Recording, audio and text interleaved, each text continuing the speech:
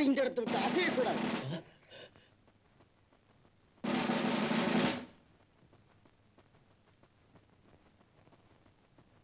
Inspector, என் தங்கச்சியோட மானத்தை காப்பாத்த நான் தான் இந்த கொலையை செய்தேன். உங்களுக்கு சொந்தமான அம்பாசிடர் கார்ல அபின் கடத்துறதை நாங்க பிடிச்சிட்டோம். அதுக்காக உங்களை அரெஸ்ட் செய்ய வந்தா இங்க நீங்க ஒரு கொலைகாரனா நிக்கிறீங்க. 1121 அரசியம். தங்கச்சி, உன்னை பத்தி நான் நினைச்சிருந்து எல்லாமே கனவாயிருச்சு அம்மா. உன்னை நான் அனாதையா விட்டுட்டு போறேம்மா, அனாதையா விட்டுட்டு போறேன். என்ன மன்னிச்சிரு, என்ன மன்னிச்சிரு தங்கச்சி. டெட்பாடி பாத்துக்க. தங்கச்சி,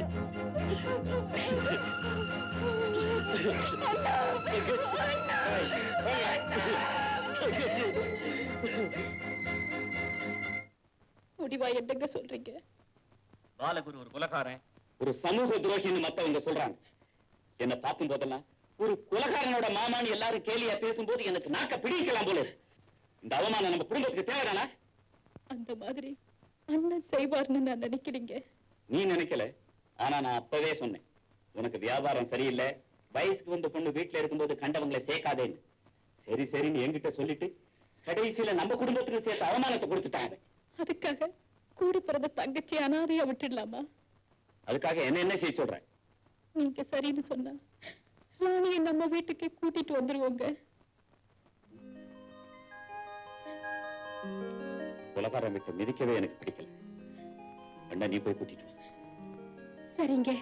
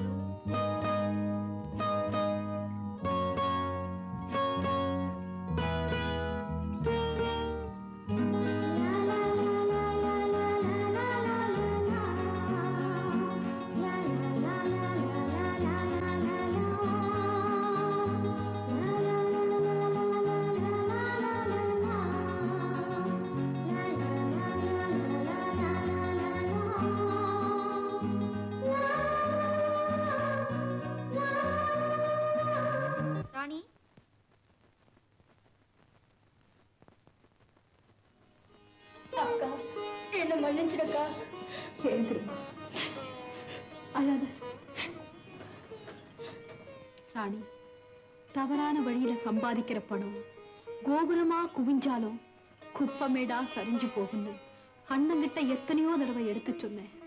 ஆனா அவர் அது கேட்கல. நீ சின்ன பொண்ணு, அண்ணன் கூட உன்னை கண்டிக்காம விட்டதால நாகரீகங்கிற பேர்ல உன் மனம் போன போக்குல கண்ட உடைகளை உடுத்திக்கிட்டு நல்லவங்க மனசு கூட பாழுபடுத்துற மாதிரி நடந்துகிட்டியம்மா. உலகம் தெரியாத நிலையில நான் தவற நடந்துகிட்டேன். என்ன மன்னிச்சிடக்கா.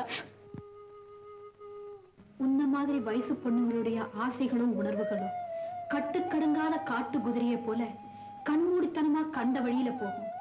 அதனாலதான் வீட்டுல உள்ள பெரியவங்க இங்க போகாத, அங்க பார்க்காத, இத செய்யாதேன்னு பக்குவமா எடுத்து சொல்லுவாங்க. அக்கா, இது வந்துட்டேன்.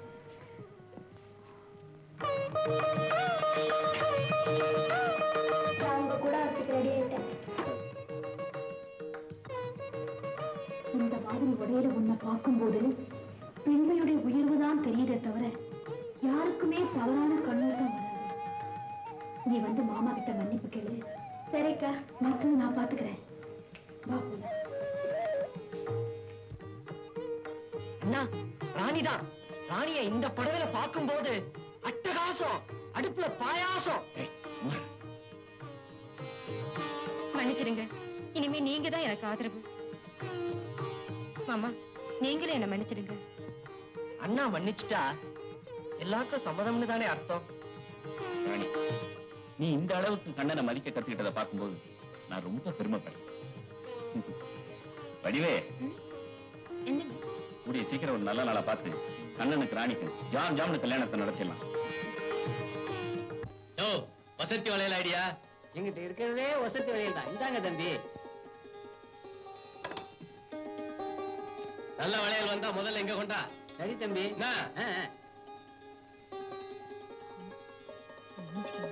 வேணுமா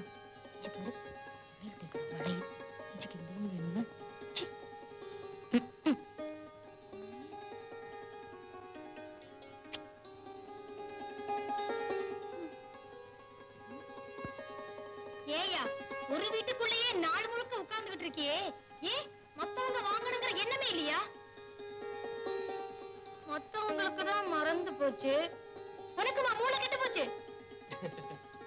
தாத்தா, இந்த தெருவுக்கு வந்தா முதல்ல வடிவேல முண்டாட்டி பொன்னிக்கு போட்ட மிச்ச வளையலத்தான் மத்தவனுங்க போடணும்னு சொல்லு. சொல்றேன் தம்பி, சொல்றேன். ஏய் கிழவா, இனிமே இந்த வீட்டு பக்கம் வந்து பிஞ்சு போடு பிஞ்சு. ஐயோ,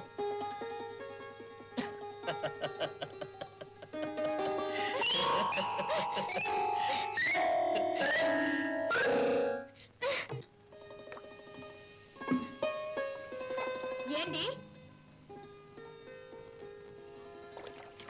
என்னடி முறைக்கிற? அடியே சொக்காத்தி, நான் துவைக்க வேண்டிய துணியில நீ துவைக்கிறியடி. உன்ன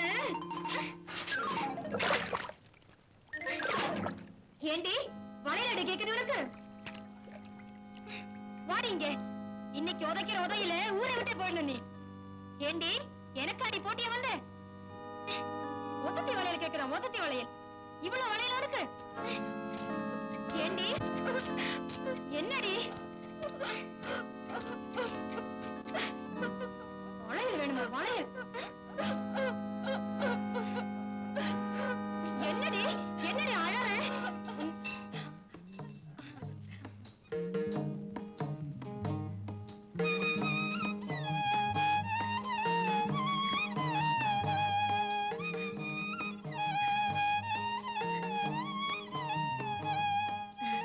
ஏன் பொன்னி தலையெல்லாம் ஒழுங்கா சீவக்கூடாது?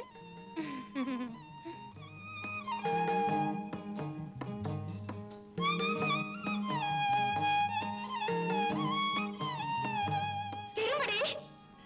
ஏண்டி இனிமே எனக்கு முன்னாடி அவரை கொஞ்சனே பொண்ணு ரெண்டு நோண்டி எடுத்துருவேன், ஜாகிரதை. போடி.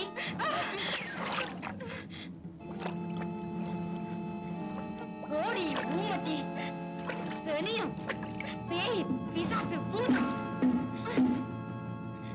தண்ணிக்குள்ளே கேடுறடி.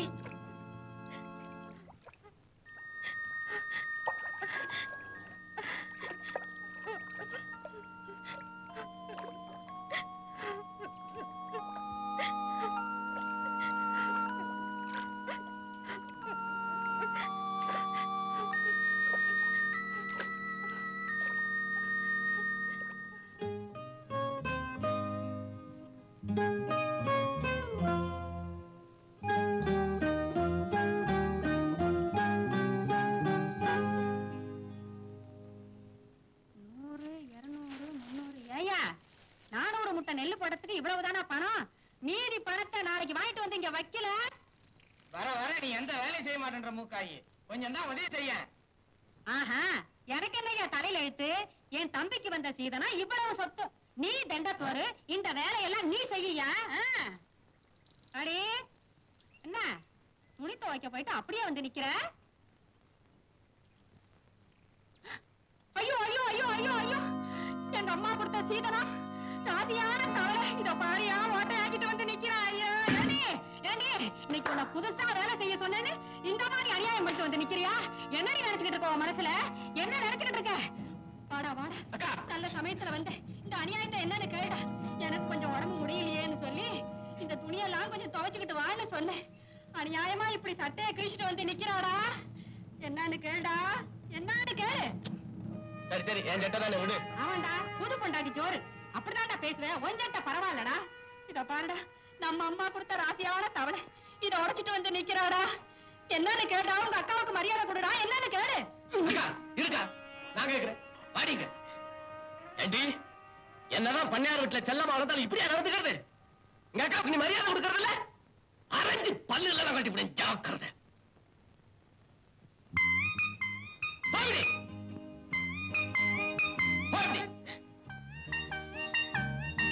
போதுமாக்கா, நான் கண்டிச்சது சரிதானே?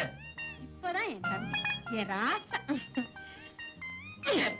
நீ இருக்கிய ஆம்பளை. மச்சான், சீதனத்தோடு வந்த உன் பொண்டாட்டிய மூக்காயி பண்ற கொடுமை தாங்கிக்க முடியலப்பா.